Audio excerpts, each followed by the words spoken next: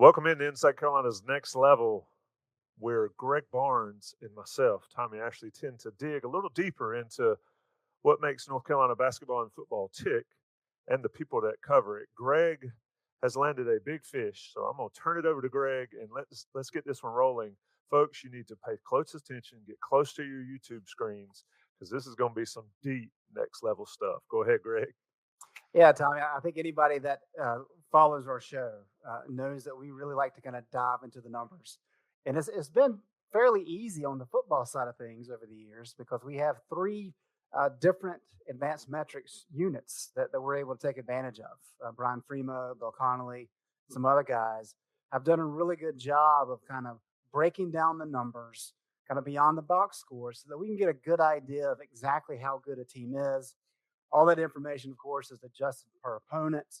So you really have an understanding of, okay, they may have won this many games, but how bad was the schedule they played? And because we've had a couple different uh, sets of data to use, we get a really clear picture of exactly how good the football team is. That has not been the case on the basketball side of things. Really, Ken Pomeroy has been the standard on that side for 20 years. And he's really kind of been our only option until now. Um, Evan Miyakawa joins us. And for those of you who are big into basketball analytics, Evan's website, evanmia.com, is really just a fantastic addition to the analytics part of sport. It's just fascinating to kind of read and parse through the numbers that he has posted both at a national level, at the ACC level, as well as with North Carolina in particular. So, Evan, thank you for joining us today. I really appreciate the introduction from both of you. I really respect your work. I've been aware of Inside Carolina for a while, and I've viewed it as one of the best team-focused websites and blogs out there. So I'm really honored to be on with you guys and glad to talk about what I do. Well, Evan, it's a pleasure to have you on. And let's kind of get started from the beginning. You're a young guy, and I know your website's only been operational for a couple of years now. How did you get started in this? Where does your interest in basketball and specifically kind of the inside numbers of basketball, where did that get started? So I grew up in Indianapolis, Indiana, which is a very basketball-centric state, very similar to where you guys are at. And I grew up in a household that was specifically very sports and sort of math focused. So both my parents got their master's degrees in statistics. So they passed all of that genetically down to me.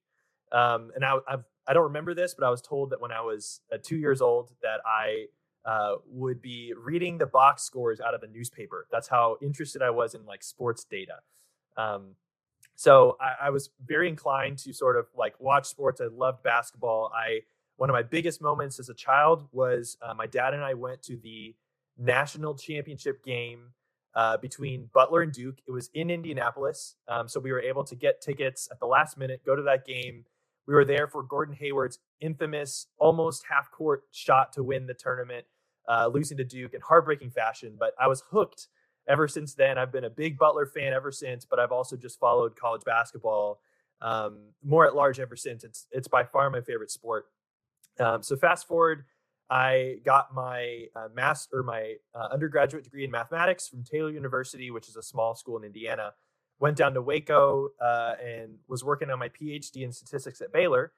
And while I was in school, I wasn't necessarily like leaning towards doing a sports career.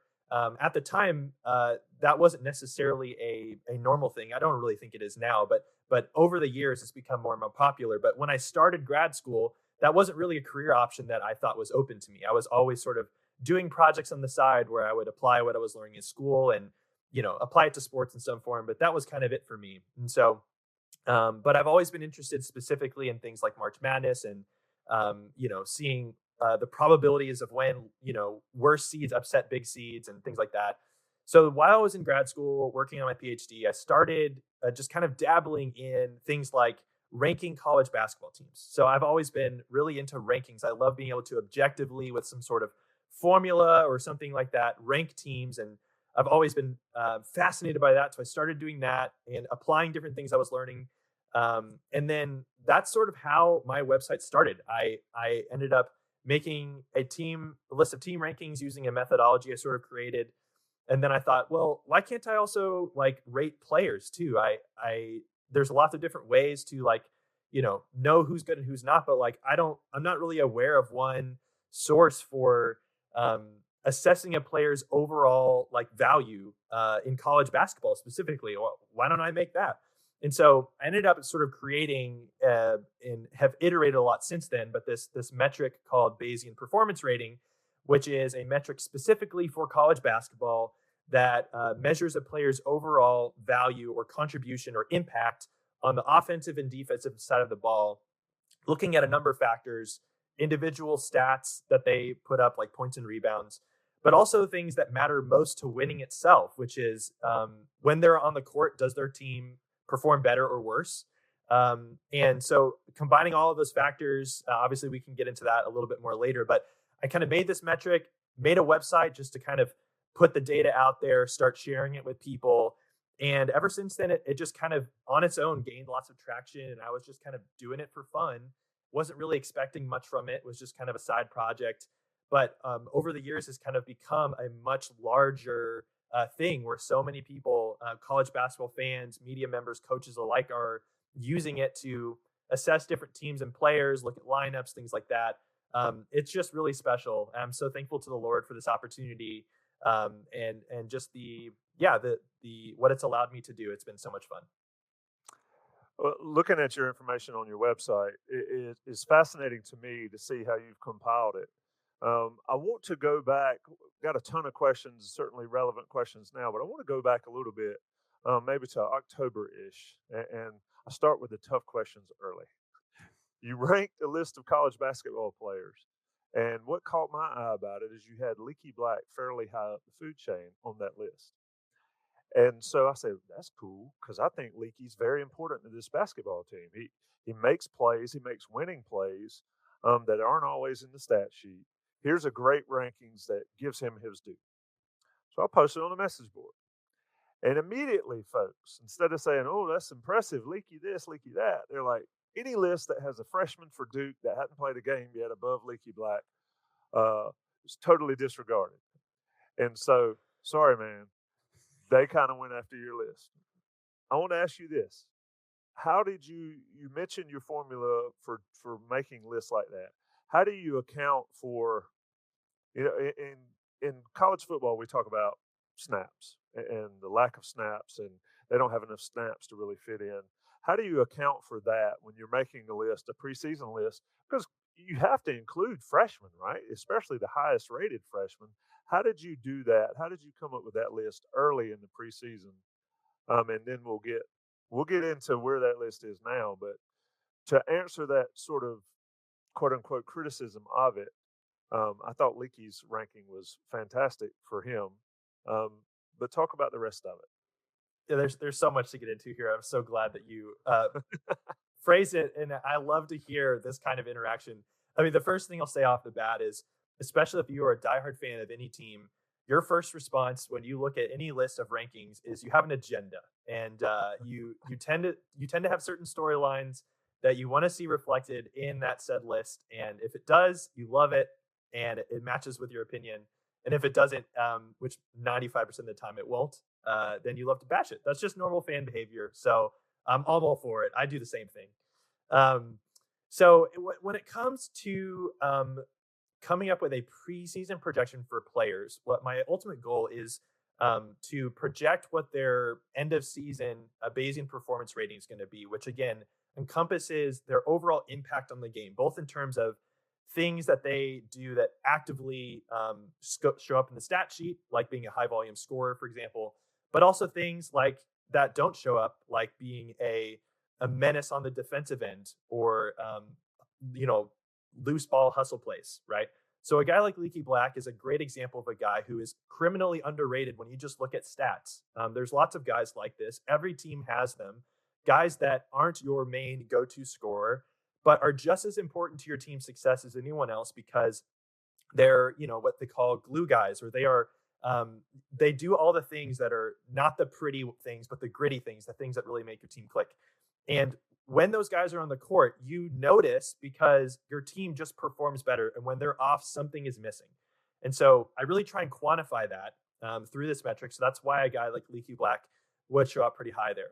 When it comes to the freshman piece, projecting impact for freshmen is so difficult because we don't have previous college experience for them. And it's also not really that trustworthy to just, grab their high school stats and say that that's equivalent, because everyone plays against different levels of competition. Things are so much less about the team and more about the individual at high school. So the best thing to do in that situation, which is often what I do, is just more take national consensus recruiting profiles for players, and use that as a base way of projecting how good they're going to be in college. And so the way that I've basically done this is I look at every single freshman over the years in college basketball, look at different recruiting metrics based on like how high they're ranked or different things about their physical measurements. And then I look at how well they performed that freshman season. And I basically have a model that can kind of predict, based on roughly where the experts see them in these different recruiting metrics, roughly where we expect them to finish or what kind of rating for them to post that upcoming year. So when you see a guy like Derek Lively being ranked inside the top 20, well, when you look at his, recruiting metrics, he's, a lot of people had him as like the best freshman in the country. And typically, on average, the best freshman in the country has finished with around that rating, which typically is equivalent to somewhere in the top 20 or 15 players in the country. You would actually expect that to be a little bit higher. Like when you see a guy like Chet Holmgren, for example, who was the number one pick or number one high school recruit last year, a top 3 pick in the NBA draft. Most people projected him to be better than a top 20 player. They expected him to be, top 10 or top 5 in the country, which I would argue that he was. But for as many hits as you have, you also have flops. You have guys who come in. I mean, you could argue that Derek Lively is one of those players right now where, it just has not gone his way. There's actually a lot of these freshmen this year who, every fan of their team who had a high profile freshman would argue this guy's going to kill it. He's going to be amazing. And half of them are and half of them aren't. So typically you would actually expect, some people are surprised that freshmen aren't higher on my preseason lists. But in terms of why a quote Duke freshman was that high in general, was just because that's where the National Recruiting Services had him. That's typically where they performed in the past. But there's a lot more uncertainty attached to those freshmen than there are to other players. Like there was a lot more certainty about how good most of Carolina's main pieces were going to be this year compared to a team like Duke or Arkansas, who had more freshmen. So there's more uncertainty. Those ratings can change a lot more quickly. We learn a lot more about that player during the season compared to what we had about them coming into the season. Yeah, and if you look at the All ACC preseason rankings, Derek Lively, I think, received the 7th most votes. So your model wasn't the only one that projected Derek Lively to be one of the better players, especially in the ACC, but nationally. And I don't think there's any doubt that those guys are going to be good players as the year progresses, and they have been thus far. So I think that the baseline, Tommy, of how do you project is such a difficult thing, and we've got to take the emotion out of play. And I like the formula that Evan laid out there. Well, I've look, I asked the question, but I freely admit I stink at predicting. So the fact that you did it and had a reason behind it is much better than my prediction. So yeah, I'm all for you. Go ahead. In that situation, don't blame me. Blame the recruiting services for getting it wrong. There we go. The other thing too is that these recruiting rankings are largely based on, at least for top 50 guys, they're based on NBA potential, right? And so you have plenty of guys who are ranked highly that may or may not actually have a great season, but are still going to get drafted into the lottery. So it's a flawed system in that regard in terms of predicting how good they're going to be in college. That's not something that's super easy to account for in the data. Each team will tell me, you have this guy ranked too low, he's going to be way better. And the reality is, you might be right, but I don't know, and I don't have any data to support that, so not going to tweak anything on my end. Evan, with the box scores that we have access to when we cover games, one of the good things that's happened over the last couple of years is that stat broadcast has become kind of the primary service that the NCAA and a lot of the main conferences use, and really the only, I won't even call it an advanced metric, but a attempt at kind of doing what you're doing is plus minus, and that's one thing that there's some people on the Inside Carolina message boards after every game they'll post plus minus.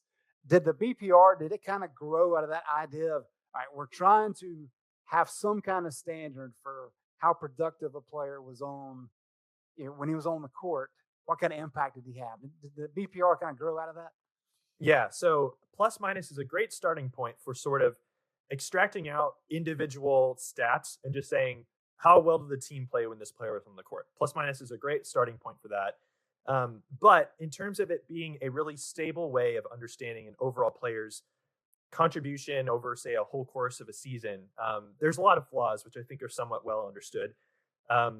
One of them, perhaps the largest one, is that does not account for context at all. So, if a guy has a plus minus of +8, but he was put in during garbage time in a blowout, does that actually really tell you that much about how good he's going to be going forward? Probably not. There's other things too, like plus minus does not adjust for how good all other players on the court. So, players who are put in the game against really good teams are typically going to have a worse plus minus than are put again against bad teams. And similarly too, like your teammates matter. You could have a guy who stands in the corner and does nothing and has a +16 plus minus over a game because the star player just went off and had a great game and he was on the court for all the same minutes, right? So there's a lot of flaws there that I try and somewhat successfully address with Bayesian performance rating. I'm not the only one who does this. There's a general class of statistical models that are kind of a advanced souped up version called adjusted plus minus or regularized adjusted plus minus, which basically does a plus minus type framework where the end result is you're looking at how a player impacts scoring on offense and defense while they're on the court, but it adjusts for the strength of all of the players on the court for every possession played.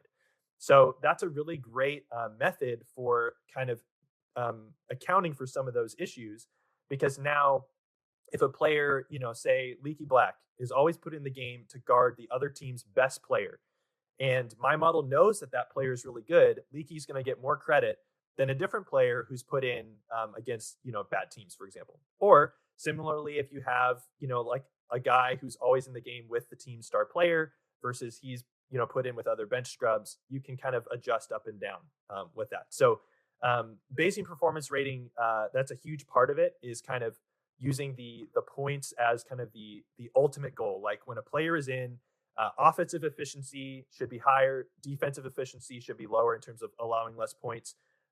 But there is a lot of information added as well through the box score itself. If you have two players on the court who share all the same minutes, but one scores 36 and one scores 3, you can probably guess which player is actually better, right? Even if in terms of their plus minus, it's the exact same. So the box score information, I have a version of a BPR called Box BPR, which is basically a summary of a player's contribution to his team if you're only just looking at his box score stats. And that's a significant component that actually goes into the overall BPR calculation, but it's also referenced specifically on its own on my player ratings page. So you can sort of see basically which players, according to the data, have impressive stats. And often those players tend to also be some of the most impactful, but obviously it goes beyond the box score to actually look at every possession that a player played, how well was the team performing, adjusting for all other players on the court, and all of those things. Yeah, I like the idea behind it, and the fact that you've been able to construct a system to try to address all of that and kind of bring it all together is remarkable to me. So good job. Let's dive into some of the numbers here. Let's start at kind of the national level. We know that last year, maybe Gonzaga was the best team. I don't know that there really was the kind of the best team nationally. I kind of get the same sense this year. I know Kansas has looked good. Of course, they lost the other night. Houston's been solid all year long. Bama's playing well. Kind of what's your takeaway on kind of the season thus far, and who has stood out to you and your system in terms of who are probably some of the better teams?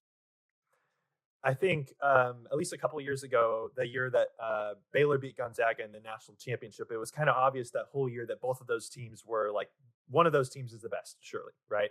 I think last year was a lot more open. I think it's similar this year, where often a team gets to like number one in the AP poll and then loses that week. That's just kind of the nature of college basketball often, but there's not there's not a team that is going to just dominate all year long. And so it is a little bit of an open question as to which team really is the biggest title contender. I definitely think right now Houston is the most likely team to be dangerous in the tournament. I know it's not really a fun storyline just because Houston's been so consistent and they also don't play in a big conference. Certainly not at the level of the top 5 or 6 conferences. So um, it's not quite as fun to say that they're the best team, but I do think both in terms of how sturdy and reliable they are, how good of a coach Kelvin Sampson is, what the data shows, comfortably have them number one ahead of everyone else. But with that being said, that does not mean that they are a national tournament, title lock or anything like that.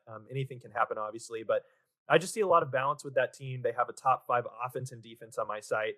You look at some of the other teams that Alabama has played really well recently. I have them 4th in the country right now.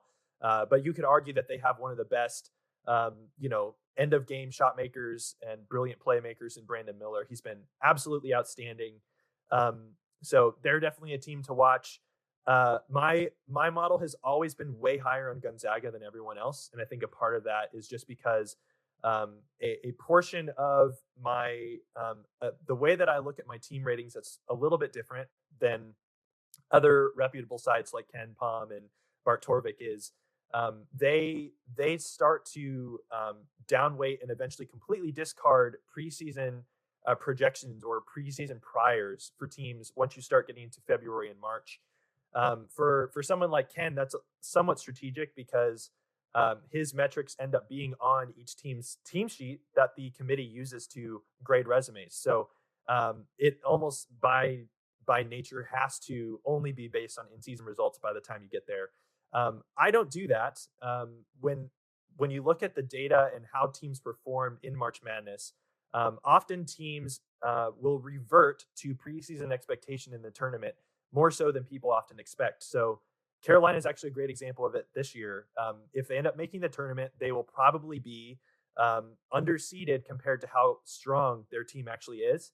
And you look at a lot of teams like them in the past. Last year's Carolina team actually is a great example. A little bit of a higher expectation. They disappointed, but they had such a strong team. 8 seed, when you look back on it, that was they probably, based on how good that team actually was, not necessarily what they did based on their resume, but how good that team was, they deserve better. I know that Kentucky made a national championship as an 8 seed several years ago. Similar story there. So I leave in preseason expectations and priors for teams. They obviously become less important as the season goes along as we get more information on each team, but it still forms a somewhat significant chunk. Off the top of my head, I don't know, anywhere between 10 and 25% of the weight goes to kind of that preseason prior for a team, kind of depending on their situation. So for that reason, Gonzaga is always going to be rated higher than most other sites, purely because I kind of have that baked in. I had them as my number one team in the off season, and they've just been so consistent the last 4 years that my models has a really hard time thinking they're not going to be that good again. Obviously, they're not as loaded as they've been in previous years, but I wouldn't look past them to kind of be underrated. Everyone's kind of past Gonzaga as a national championship threat. So I think that it could surprise some in March. Don't hold me to it. Obviously, anyone can lose at any time. Kentucky last year obviously is an example of that. But yeah, they're a team I think also could be dangerous more so than people think. It always seems like Gonzaga, when they're lower seeded, they do better in the tournament until very recently. Looking at your rankings, you got St. Mary's at 10, which that's a strong team that nobody knows about, and then Carolina down at 16. Let's talk about Carolina specifically. Clearly, they were not very good last year. They got hot and they went to the Final Four. Then they come in this year with all these expectations based on that Final Four run or the last month of the season. And then they sort of, in my eyes, revert back to what they were prior to getting hot. You've got them at 16 currently. They had that rough stretch, lost four straight. What do you think of this team overall? You just sort of hinted at it a little bit that you felt like, and it was an interesting point, teams get to the tournament and they sort of revert to their preseason expectations. I'll have to pay attention to that because I've never really thought of it that way. But your take on this North Carolina basketball team here, we're recording this on January 19th. Yeah, I'm sure you both are well aware that a lot of people, once UNC started disappointing this year, were sort of asking the question of, was their tournament run a fluke, or was it real, and is this a fluke, right? And I think it's probably somewhere in the middle. They have been, in terms of where they were ranked in the preseason compared to where they are now. If you look at all the teams that are in the top half of the ACC, they definitely have disappointed more in terms of how much their rating has dropped on my website than anyone else. And I think the main thing has been just defensively not as reliable as you would hope. I right now have them as the 39th defense in the country, top 15 on offense, so that's fine. But with that being said, I think the issue for them is that they haven't really been able to win games that would show that they're beating the best competition. It kind of seems like they've beat most of their teams that they are supposed to beat, and they've lost to most of the good teams that they've played. So, outside of Pitt, all of their losses are against top 35 teams on my website. And when you look at the other side of it, their most impressive win is 24th, Ohio State. 24th is on my Ohio State's 24th on my site. So you would just kind of hope for a little bit more production in those big spots there. So I definitely think, there's a lot of different factors that could be attributed to that. Hubert's only in his second season, and every team that makes the Final Four, no matter how good they are, there is a little bit of luck involved there. You have to have some things go right for you. So just because you take your team to a Final Four, a national championship in your first year, doesn't mean you've suddenly got it all figured out. So, I definitely think there's a learning curve there. And I also think too, when you don't have as many bench rotation options that you can count on, that can limit your ceiling a little bit. And they were able to ride that 5 that they had last year really far, and that did wonders for them. But over a whole season, it's a little tough. So I think, still trying to figure out exactly where they can get production from 6, 7, 8 in that rotation is really key.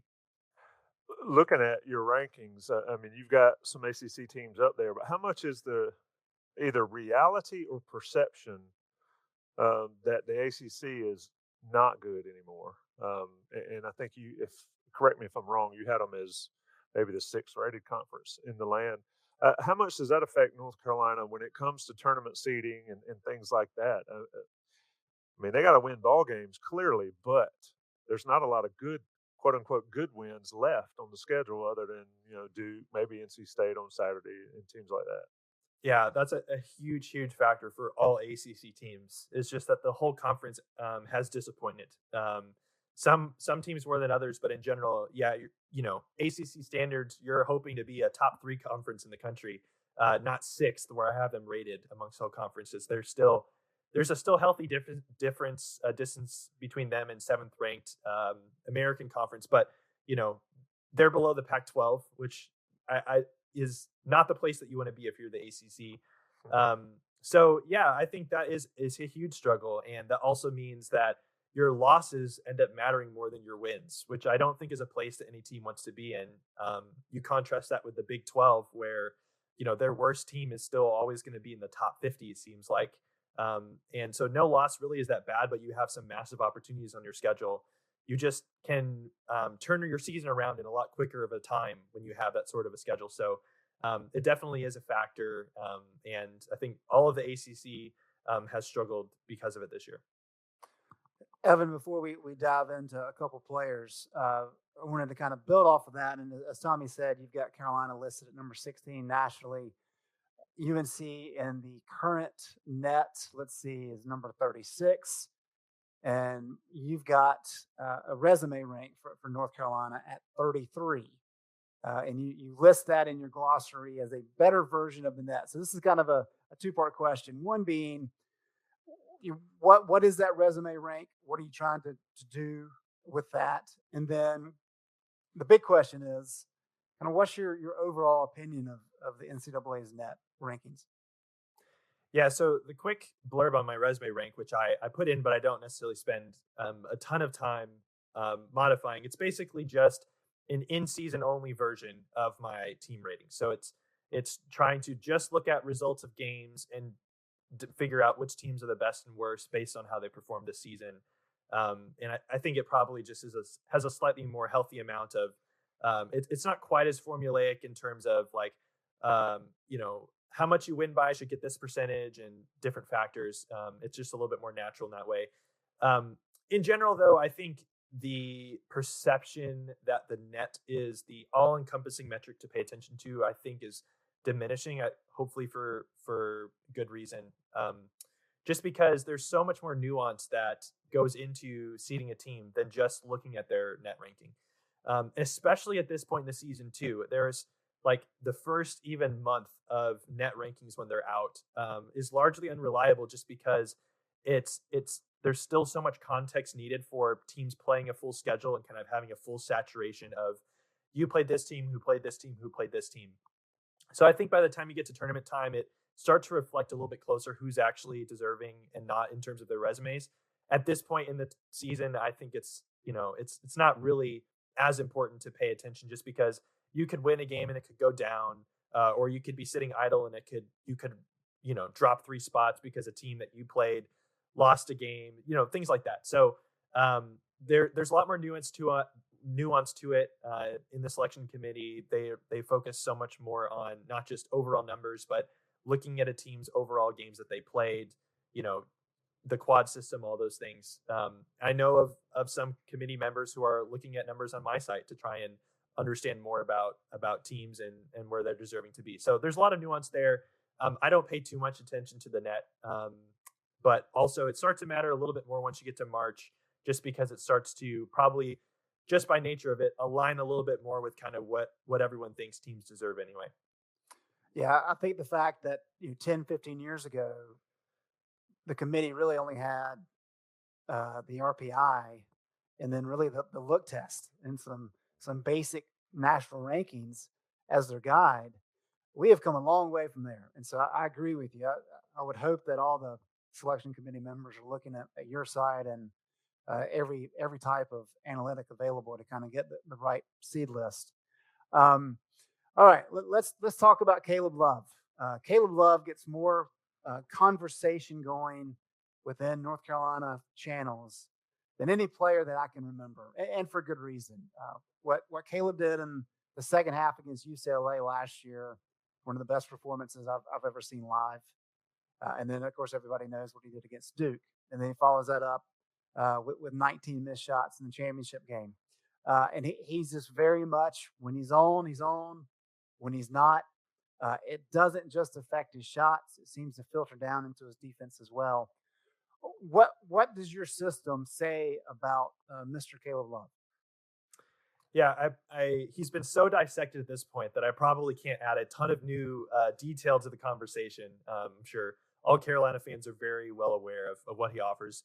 But, I think the two general storylines are volume shooting and lack of efficiency, which is, no matter what way you spin it, when you have a guy who's taking tons of shots in your team and he's shooting under 40% from the field, that's never good. And you're going to have some guys who have NBA potential often, who take lots of shots and just at the college level can't quite convert. Keontae George for Baylor is another one of those. Great player, but so far this season, his efficiency numbers in terms of shooting haven't been exactly what you'd hope for, and that can hold you back some. I think also when you look at his defensive impact, this is a little bit more of where my website can speak to this a little bit. I think the offense has been fine when he's been on the court, but when you look at how well the team has performed when he's on the court defensively, the team is giving up 8 more points per possessions when he's on the floor versus when he's on the bench. And I also have another metric too called adjusted team defensive efficiency, which just kind of looks at for all possessions that a player plays, how many points per 100 possessions does the team give up?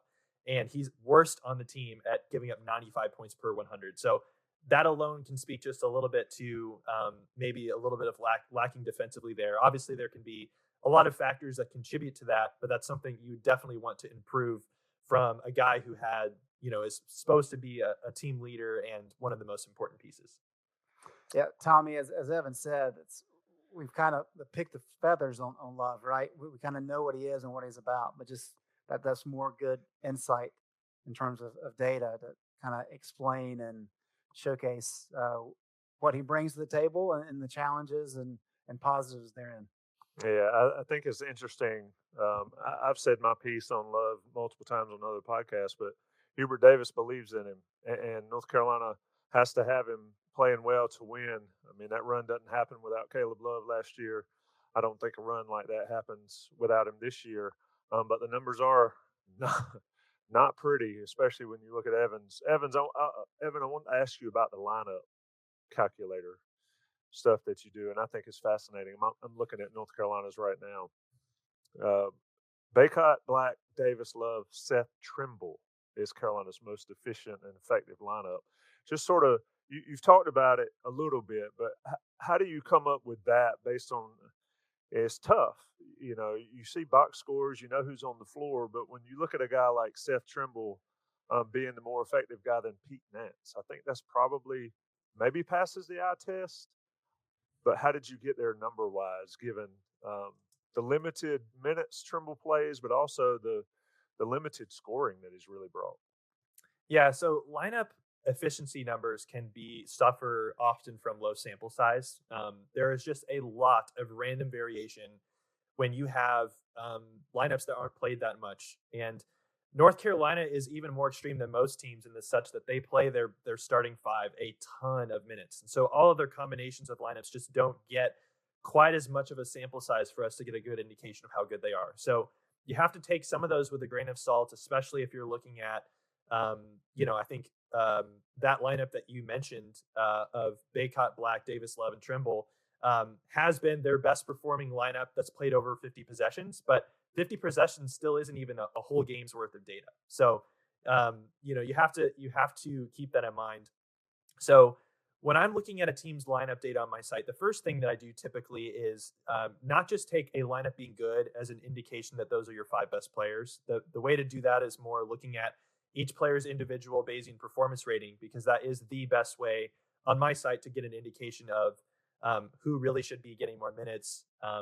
But with that being said, typically guys who have a high BPR will be featured in more of those best performing lineups. So Carolina's starting five, those are the five players who rank the highest on the team in BPR.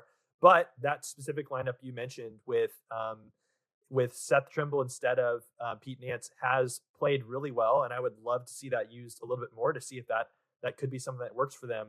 That lineup has outscored opponents by 36 points per 100 possessions, which is much better than their starting lineup, which is only at 26.